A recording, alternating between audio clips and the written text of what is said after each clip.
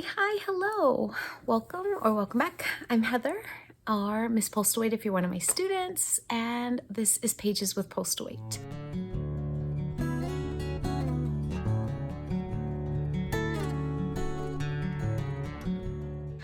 I am doing my May wrap up, and guys, I read so much. So total, I read 15 books.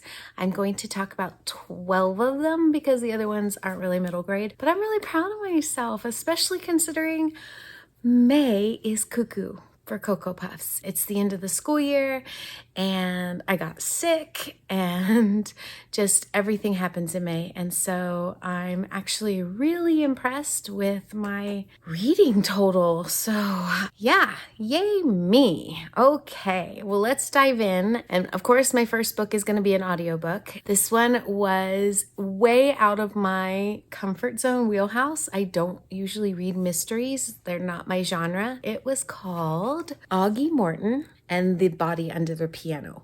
There's a series. The author is Marta Jocelyn. She's Canadian. This series is so cute. This is basically a middle grade series that reimagines the idea of what was Agatha Christie like as a kid. What would she have been like? What would she have done? And so it kind of takes the Agatha Christie idea, puts her into like an 11-year-old solving mysteries. Her friend in the book is one of her main characters in her novels. So her friend is Hector Perot, which I hope I'm saying that right. And apparently he's like the detective in some of her books, and I just love, they team up, they try and solve the mystery. It was full of twists and turns. It was such a cute read. I actually want to read the other two. I think there's 2 more in the series, which for me, I mean, that's huge. Anyway, I gave it 5 stars. I really enjoyed it. I highly recommend, and I'm going to try and get my hands on the series to put in my library. Maybe get the kids just as interested in Agatha Christie as I now am. So that's kind of a fun little teaser, I guess. Okay. My second book was The Tea Dragons. This is the second book in the Tea Dragons, and it is called The Tea Dragon Festival. Guys, this series is so adorable. It's so cute. It's fast. It's a graphic novel. It's large. The the pictures are just so beautiful. I mean, it's just a gorgeous book. You meet a dragon in this one, and they have the little tea dragons, and then we have this dragon. There's this whole mythology in the back. It kind of explains how they would interact, and oh my gosh, it's so cute. This is just heartwarming. These are so fun, gentle, beautiful, cute, charming. It's a hug. I loved these. I gave this one, I want to say 5. I gave this one 5 stars. I was going to say 4. The next one that I read was the second one in the Jason Reynolds track series. So I read Ghost first. This is the second one, which is Patina. I plan to read Sunny in June. So just keeping up. What a great series. I'm really enjoying it. It picks up right as soon as Ghost ended, which I'm kind of hoping that Sunny does as well. I have a prompt for abrupt ending, and I feel like this series is kind of like that. You just kind of end. You don't get like a closure, but as you go into the next book, it's right there with the story. It's just a different character. I really liked that about this series. I'm loving the characters. I'm loving the different family dynamics that are in here. The 4 kids that kind of start the track team together that we're basically following are each coming from such different family dynamics, and I really love that. I feel like representation, people will kind of see themselves in some ways. I know I have students whose families are not the same as everybody else's. I think I will go there. And Patina and her sister are in kind of a unique situation. She lives with her uncle, who's kind of adopted and taken care of them. His wife is really close and keeps in constant contact with Patina and her little sister's mom. They go and visit their mom all the time. It's kind of a really beautiful, complicated family situation. I love how strong Patty is. She really has this inner strength, this push, this drive, and she takes care of her little sister. And it's beautiful to see how she allows other people to slowly take care of her. Great story. Oh my gosh. I feel like I'm not doing it justice in explaining it. I have really, really, really, really, really enjoyed this series. So I also gave this one 5 stars. So I really started off my month really strong. 3 books, all of them 5 stars.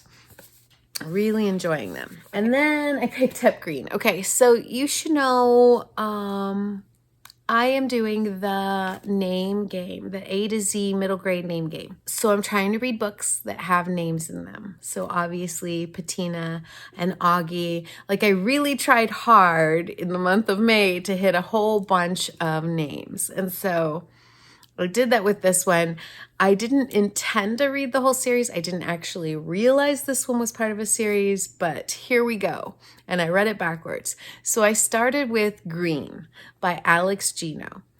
Green is the 3rd loosely connected book in Alex Gino's series, which has Melissa and Rick. So I ended up reading both of those as well in reverse order. How like delightful they are. Aren't they fun?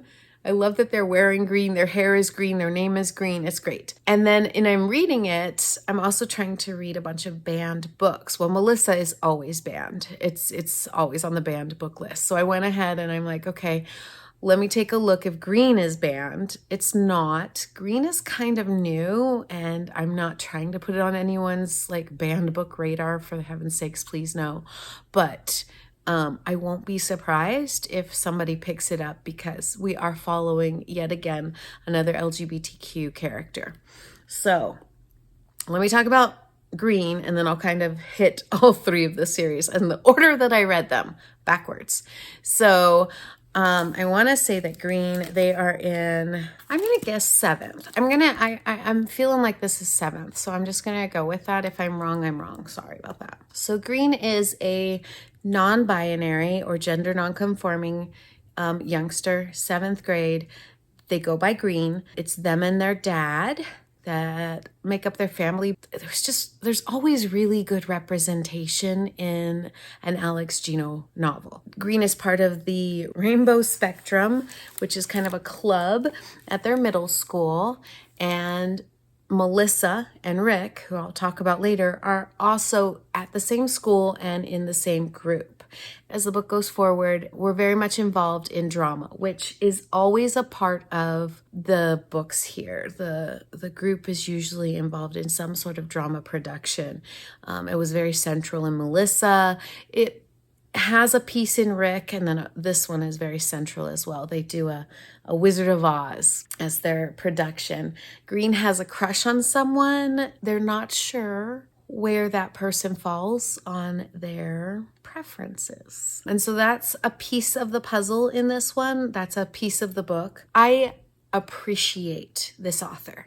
I appreciate what they've done. They really paved the way to bring LGBTQ and especially trans issues and characters central to middle grade novels. Melissa was one of the first ones that was ever out that a kid could read and be a middle grade and have access to the ideas of, well, you know, hey, here's a kid like me and they're trans. Here's a kid like me and they're ace. Here's a kid like me and they're non-binary. And I love what they're doing there.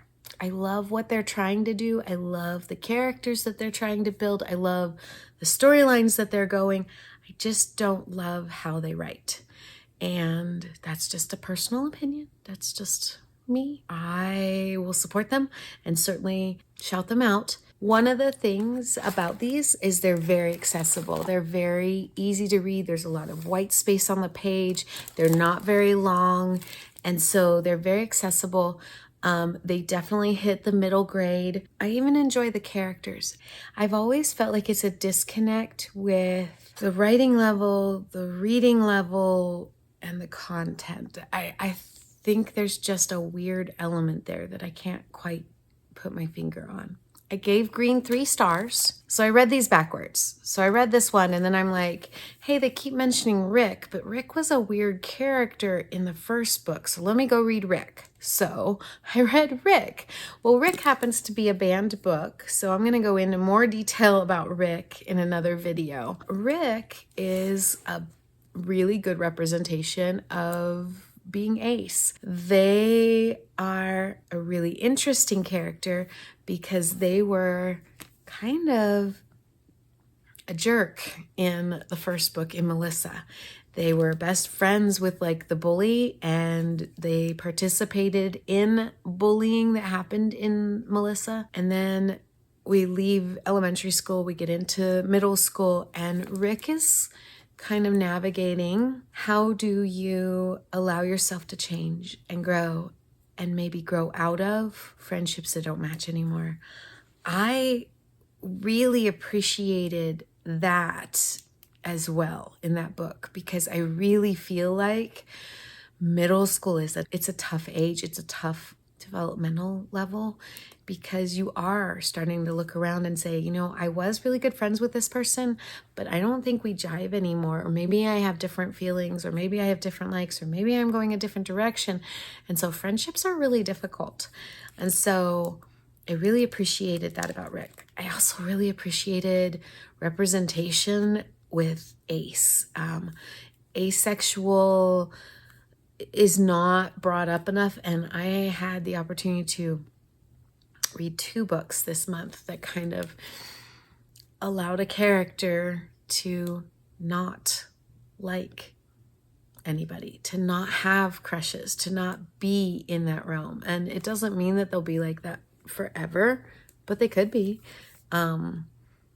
I really appreciated that piece in the text as well because it doesn't get shown a lot. Okay, so that was Rick. Again, 3. I actually gave Rick 3.5 stars because I did enjoy both the representation for Ace as well as the representation of what it is to allow yourself to change and it maybe even step into spaces that are uncomfortable for you as you learn to adapt and grow. So I really liked that piece. And then, of course, after I read those, I'm like, well, you know what? I probably should just go back, reread this one, and get my memory back. And so I read Melissa.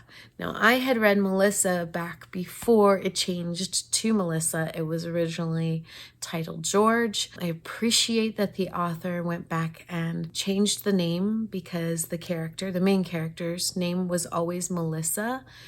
She just didn't know how to tell people at the beginning. That book is fantastic. And like I said, it's one of the very first trans representations in middle grade literature.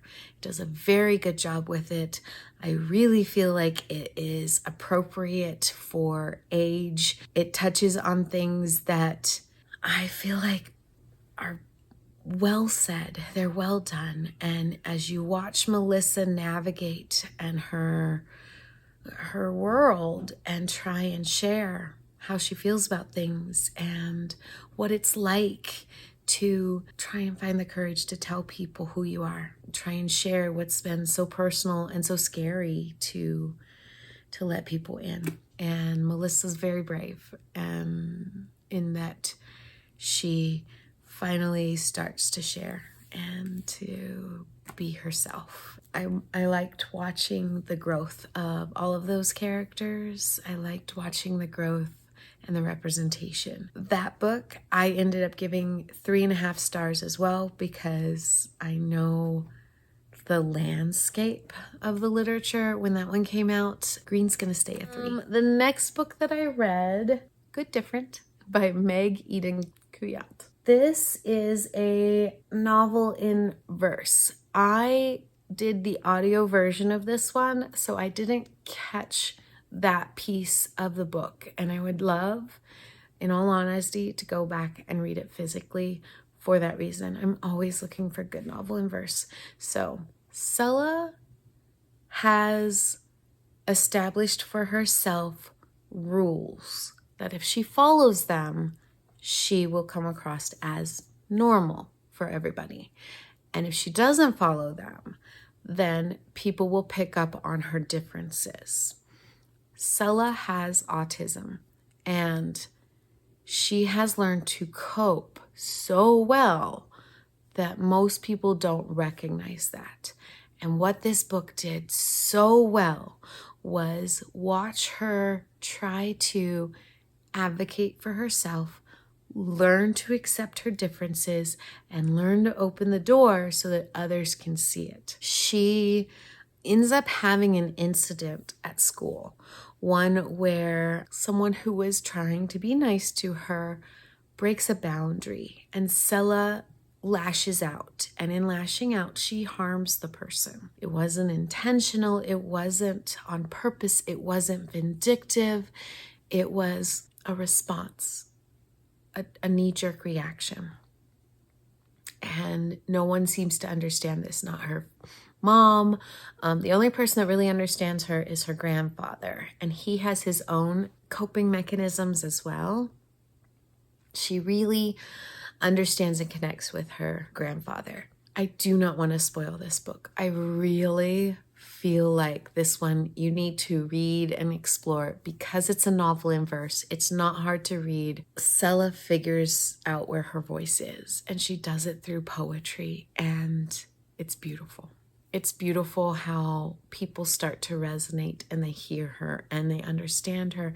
And as she stands up for herself, she's also helping the people around her. And there's some pretty cool twists and surprises. It was a great book. It really was. I totally, highly recommend this one. And I do want to read it again physically and get it in my library.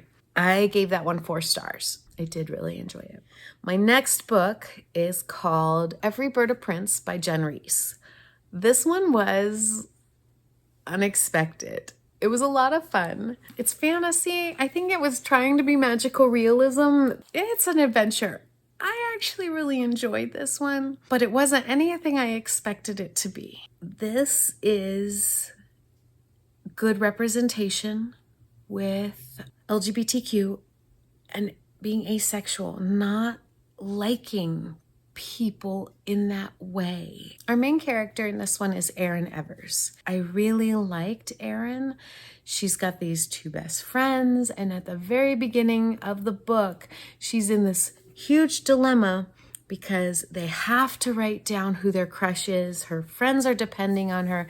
This is this whole plan and crazy situation. So she's in this like pickle, I guess, where she has to write down a name. And then just chaos ensues, and she has to figure out how to articulate to her friends what's really going on with her and how she feels about things and what her truth is. The book has a bad situation coming into the world, and it's magical, and she's been chosen, and she's part of this like fighting force with another student. It's about really listening to who you are and what you're trying to say. I found the book enjoyable. I really did. I liked the representation. I liked the characters. I did. I liked all of that. There were elements that were so repetitive. It could have stopped emphasizing the lesson maybe 6 times. I don't know. I just felt like I was being told over and over and over and over and over again. The theme, the lesson, the thing, the struggle. I enjoyed the book. I would recommend the book. I liked the book. I think I went with 3.5 stars, which probably, I guess I bumped it up to 4. I would probably lean down to 3.5. The book was good. The repetitiveness kind of pulled you out of the story because it just kept going. It was important. It was very important for the story, and I loved how it ended. So those are all good things. It wasn't my favorite of the month. So yeah, 3.5. Next, Cinder. So my book club, we tried to get the second book for the Bloom series, and we just couldn't. And so we went to the library, my students chose, and so we ended up with our last book of the year being Cinder. I love this series. It's fantastic. Fits right in with my name game series. So I loved that piece. I love this cover. I love twisted fairy tales. I've probably read Cinder 3 or 4 times. I didn't mind reading it again. So loved it. This is a fantastic series. If you've never read it, highly recommend. Marissa Myers. This is fairy tales, sci-fi. This is a cyborg. Her name is Cinder. It does follow kind of that Cinderella storyline. There are people that live on the moon, the Lunars, and basically they are trying to manipulate and come down and take over the world. There are 4 more in this series, and in reading Cinder, I really felt like, okay, I probably should keep going. So I might actually go ahead and pick up the next one. But just look at this cover. Isn't that gorgeous? Okay, highly recommend the Lunar Chronicles. Can't go wrong. This is good. I'm counting it as middle grade, but it probably is more YA. Our characters are a little bit older. There is more of a romantic element to it, but it's... I mean, I'm reading it with 6th and 7th and 8th graders, but great book. Okay. And yeah, that one got 4.5 stars. Always gets high marks. Highly recommend again. I just did a banned book review on this one. This is They Called Us Enemies by George Takei. Required reading, fantastic. Graphic novel, highlights his actual experience as a youngster taken to the American internment camps for Japanese Americans. Just did a whole video on this, so I'm not really going to go into any details on this one. I gave this one 4.5 stars. This was so approachable. It was so easy to read. Fabulous. Fantastic. I highly recommend. Required reading. I'm down to 2. The next one I'm going to talk about, and man, oh man, is this cover hashed. This is The Lightning Thief, Percy Jackson. This is obviously number 1. I was reading this with my class. I am absolutely devastated because I was not able to finish this book with my students. We started it end of April. Life happens, school happens, things happen. It is a little bit longer. I mean, it is 400 pages, 370 something. So, I mean, it's a long book. It's so worth it. And I really thought we were going to get through it, but I mean, I ran out of time. So I'm not even sure we got halfway through. We got, anyway, I finished this on my own. I had to. It's too good of a book. You can't leave it unread. And I feel devastated that I did that to my students. So bad teacher. Next year I'm starting way earlier. If you've never read Percy Jackson, please try these ones out. They're so good.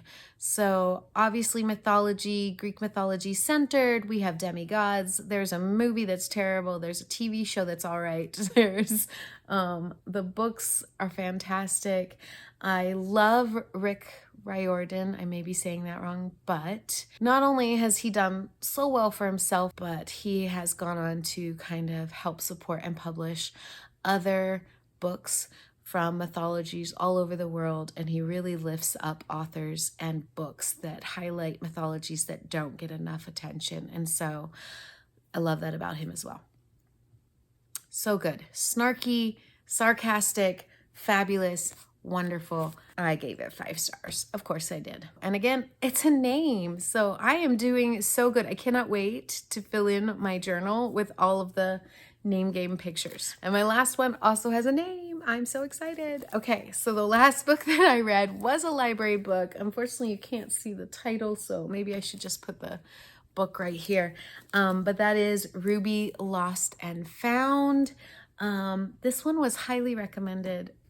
I was really excited to get my hands on it, and we follow Ruby, who just finished 7th grade and is really struggling. She's really struggling. This book kind of ties back in with another series that I absolutely love, which is the Mercy Suarez series. Ruby is very close to her grandfather, and for years, her Yee, and her grandfather took her all over San Francisco every year for the scavenger hunt since she was little.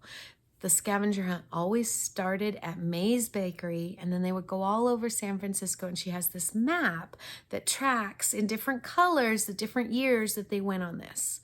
So she's finishing up 7th grade year. Well, Yee passed away, and you learn that pretty early on in the book. He passed away like in February, and Ruby has been struggling. She's been having a lot of hard struggles, a lot of hard times. It's middle school issues with friends. One of her friends moved away. The other one she's having a lot of issues with, and she loses her grandfather, and she's not coping. She ends up getting in major trouble at school and ends up being grounded for the summer. And in being grounded for the summer, she is basically going to spend the week with her grandmother. And her grandmother is her Nai. I hope I'm saying that right. So that would be Chinese. I'm not sure. I think it's Mandarin for grandmother. So Ruby is staying with her on the weekdays, and then she goes home on the weekends. She's thinking this is going to be horrible. She's going to like the community center where all the older people are, and basically the summer starts off not so great. She slowly really starts to make that connection again with her grandmother, and as she does that, starts to realize that there's some struggles going on and that her grandmother may not be doing as well as they thought. And it's a touching, sweet, emotional book. I really enjoyed it. I really love how hard Ruby keeps trying and how nobody is listening or understanding where she's coming from. She is so human. She's so human. So I love a book where you can see them trying and they're making mistakes, but the mistakes are things that you can totally understand happening. Of course, you can see that happening. Of course, you would see that response. The things with her friend, this is kind of an interesting element because the friendship that she had, Ruby's dealing with what happens when maybe your friends move on from you.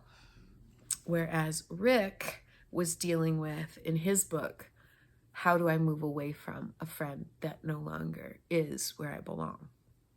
These are real situations that kids go through. And I love when authors show you how painful and awkward and tough that situation is.